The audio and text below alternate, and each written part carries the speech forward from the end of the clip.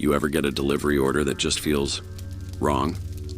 Like every instinct is telling you not to take it? Yeah, I ignored those instincts. I needed the money. It was just a pizza delivery. What could possibly happen delivering a pizza, right?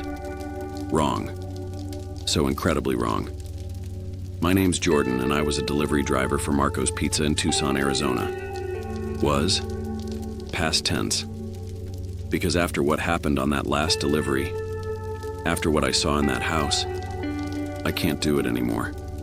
I can't drive those roads, can't knock on doors, can't trust that the person on the other side is actually a person. I'd been delivering pizzas for about a year. College student, needed the cash. The job was easy, mostly. Take orders, drive around, drop off food, collect tips, simple.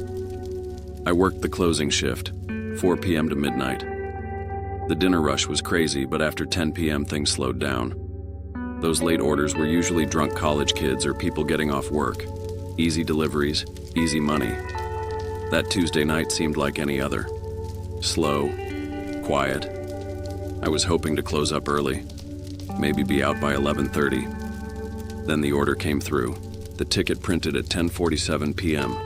1 large pepperoni pizza, 1 order of breadsticks. Delivery address, 4829 North Oracle Road. I looked at the address. Oracle Road was a main street, but this was way out. Past the city limits, where the houses got sparse, where the desert took over. The phone number on the ticket looked weird too. All zeros except for the last 4 digits. 00007734. That's not a real number. That's not how phone numbers work. I showed it to my manager. This has to be fake, right? He shrugged. System accepted it. Payment went through. Credit card. Just deliver it. He showed me the payment confirmation. $37, paid in full, plus a $15 tip already added. $52 total, for a single pizza and breadsticks. Generous tip, he said. Probably just some rich person's burner phone or something. Take it out there. Keep the tip. I needed that tip. Rent was due, so I took the order, loaded it in my warming bag, got in my car, headed north on Oracle Road. The drive was fine at first. Streetlights, houses, normal suburban Tucson. But as I drove, the lights got fewer. The houses got further apart. The road got darker. I passed the last gas station around mile marker 12. After that, just desert, scrub brush, cacti, darkness. My GPS said another 3 miles. I kept driving. The road was empty. No other cars. No lights except my headlights cutting through the black. The GPS announced my destination. You have arrived. I looked around. Nothing. Just empty desert on both sides of the road. No house, no mailbox, no driveway. I checked the address again. 4829 North Oracle Road. This was it. But there was nothing here. I pulled over, got out, looked around. That's when I saw it. Set back from the road, maybe 200 yards into the desert. A house, dark, small, old. I could barely see it in the moonlight. There was no driveway, no path, just dirt and brush between the road and the house. I grabbed my phone, called the number on the ticket. It rang. Once, twice, 3 times. Then, a voice. Male. Flat. Empty. You're here. Not a question. A statement. Yeah, I said. I'm at 4829 North Oracle, but there's no driveway. How do I? Walk, the voice said. Bring it to the door. Then the line went dead. I tried calling back. The number didn't work. Disconnected. Invalid number. I should have driven away. Should have called my manager. Told him the address was wrong. Refunded the order. Gone home. But that tip, $15. I needed it. And it was just a house. Just a delivery. I'd walk up, drop off the food, get back in my car. 5 minutes. Easy. I grabbed the warming bag, locked my car, started walking into the desert, toward the house. The ground was rough, uneven. I had to watch my step. Avoid rocks and holes and cactus. My phone flashlight helped. Sort of. The house got clearer as I approached. It was old. Really old. Adobe construction. Cracked walls. Broken windows. A sagging roof. This place looked abandoned. Completely abandoned. Why would someone order pizza here? Why would anyone be here? I reached the front door. It was wooden. Warped. Hanging slightly crooked on its hinges. No doorbell. I knocked. 3 times. The sound echoed hollow. Like the house was empty inside. I waited. Listened. Nothing. No footsteps. No voices. No movement. Hello? I called. Pizza delivery. Silence. I knocked again. Harder. Your order's here. Hello? Still nothing. Maybe they were in the back. Maybe they hadn't heard. But the voice on the phone said to bring it to the door. They knew I was coming. They should be here. I tried the handle. It turned. The door swung open with a creak. Beyond it, darkness. Complete darkness. Hello? I called into the house. Your pizza's here. I'm leaving it by the door. My voice echoed. Came back weird. Distorted. I set the warming bag down just inside the doorway. Stood up. Started to back away. That's when I heard it. A voice. From deep inside the house. Bring it in. The same flat voice from the phone. Bring it inside. To the kitchen. Every instinct screamed at me to run, to leave the food, get back to my car, drive away. But I hesitated. The tip. The delivery. I'd come this far. The kitchen was probably just inside. I'd set it down. Leave. Be done. Where's the kitchen? I called.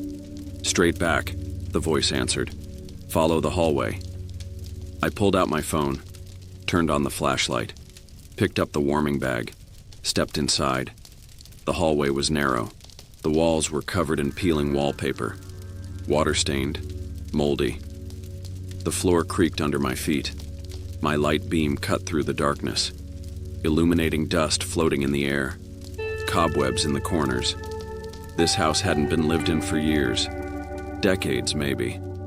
But someone had ordered pizza. Someone had answered the phone. Someone was here. Kitchen's at the end, the voice called. Closer now, like it was in the next room, or right beside me. I couldn't tell. I walked slowly, my light sweeping ahead. The hallway opened into a larger space. A kitchen, old appliances, a rusted sink, broken cabinets, and a table. In the center of the room, with 4 chairs around it, and sitting in those chairs, shapes, dark shapes, human-shaped, sitting perfectly still, watching me. I froze, my light beam shaking. I have your pizza, I managed, my voice cracking. Where should I? On the table, one of the shapes said. Same flat voice. Put it on the table, join us. No. No. I backed up. I need to go. I have other deliveries. I'll just leave this here. You're the last delivery, another shape said. Different voice, but same flat tone. There are no others. Sit down. Eat with us. My back hit the wall. I was trapped. The doorway behind me. The table ahead. The shape sitting. Not moving. Just sitting. Waiting. I ran. Dropped the warming bag. Bolted for the hallway. Behind me. Sounds. Chairs scraping. Movement. Fast movement. They were following. I ran down the hallway. My phone light bouncing wildly. Illuminating walls that looked different now. Longer. The hallway was longer than when I'd walked in. I kept running. Doors flew past. Doors that hadn't been there before. Some open, some closed. And in the open ones, I saw things. Rooms full of tables. Rooms full of chairs. Rooms full of shapes. All sitting. All watching. All waiting. The front door. Where was the front door? I should have reached it. Should have been outside. But the hallway kept going. And behind me, footsteps. Multiple sets. Getting closer. I heard breathing. Heavy. Wet. Wrong. I pushed harder, running full speed. And then, light. the doorway. Finally, I burst through, into the night air, into the desert. I didn't stop, didn't look back. I ran toward my car, 200 yards, through the brush, stumbling, falling, getting up, running. I reached my car, fumbled with my keys, dropped them, picked them up, got the door open, jumped inside, locked the doors, started the engine. I looked back at the house. It was dark, still, silent, like nothing had happened, like it was just an abandoned building. But I knew better. I knew what was inside, what was waiting. I drove, fast, back toward Tucson, back toward lights and people and civilization. My phone rang. The caller ID showed 00007734. I didn't answer. It rang for exactly 30 seconds, then stopped. A minute later, it rang again. Same number. I let it ring. Again. 30 seconds. Then silence. This pattern continued. Every minute. For the entire drive back. Ring. Silence. Ring. Silence. Like whatever was in that house was trying to call me back. Trying to remind me I hadn't finished the delivery. That I'd left the food. That I'd run before sitting down. Before eating with them. When I got back to the restaurant, my manager was confused. "Where have you been? You left 40 minutes ago. It should have been a 20-minute round trip." I checked my phone. He was right, I'd been gone 40 minutes total.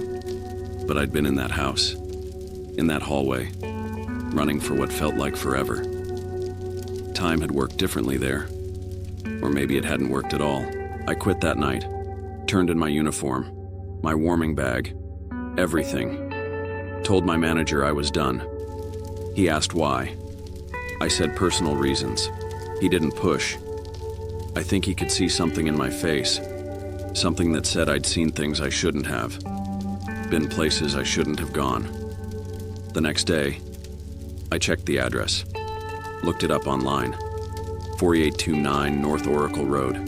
According to property records, nothing exists there. Empty land, no structures, no houses, never has been. The lot is marked as undeveloped desert, has been for over 50 years. But I was there. I went inside. I saw them, those shapes sitting at that table, waiting. For me, for anyone. I don't know. What I do know is this. Delivery orders to nowhere aren't mistakes. They're invitations. And some invitations, they're not from people. They're from places. From things that need you to come to them. Because they can't come to you, and once you're there, once you step inside, they don't want to let you go. I still get calls sometimes. Always at 10:47 p.m. Always from 00007734. I never answer. But I can hear it ringing. 30 seconds. Every night. Like clockwork. Like something out there is still trying to complete that delivery. Still trying to get me back to that table. Back to those chairs. Back to that house that doesn't exist. Waiting for me to sit down. Waiting for me to join them. Waiting for me to realize that maybe I'm still there. Maybe I never really left. Maybe what drove away that night was just something else. Something that looks like me. Sounds like me. Lives my life.